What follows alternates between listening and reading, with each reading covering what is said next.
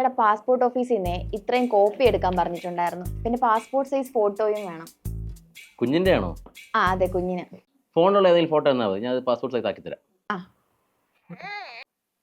ഇത് മതിയായിരിക്കും. ആ ബെസ്റ്റ്. ഇതിലും ചെറിയ ഫോട്ടോ ഒന്നും ഇല്ലേ? ഇതിലും ചെറുത് പിന്നെ 5 മാസത്തെ സ്കാനർ റിപ്പോർട്ടിലുള്ള ഫോട്ടോകൾ, അത് മതിയാ.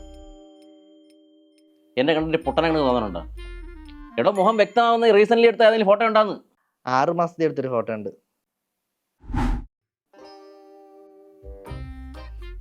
എടോ ഇവിടെ ഫാൻസി ഡ്രസ് കോമ്പറ്റീഷൻ ഒന്നും അല്ല, പാസ്പോർട്ടിൽ കൊടുക്കാനാണ്. എന്റെ പെങ്ങളെ മര്യാദക്കുള്ള ഫോട്ടോ ഏതെങ്കിലും ഉണ്ടോ? ഉണ്ട്, ഞാൻ തരാം.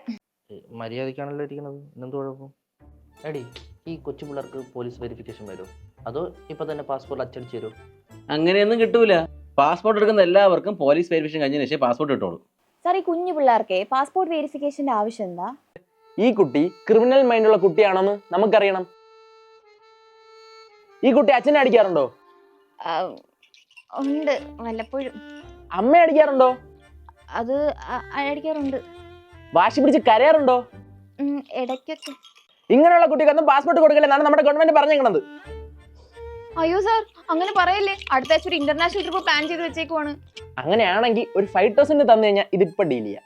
സാർ, എന്തെങ്കിലും ഡിസ്കൗണ്ട് വല്ലതും കിട്ടുമോ? ഉറപ്പായും 4,999 രൂപ തന്നാൽ മതി. Okay sir. എന്താ ഏട്ടാ? എടാ, പാസ്പോർട്ട് വെരിഫിക്കേഷന് വേണ്ടിയിട്ടേ പോലീസ് വീട്ടിൽ വരത്തില്ല.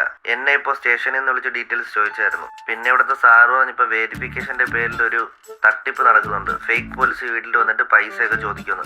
അങ്ങനെ ആരെങ്കിലും വന്ന് അപ്പം തന്നെ സ്പോട്ടിൽ പോലീസിനെ വിളിക്കണേ.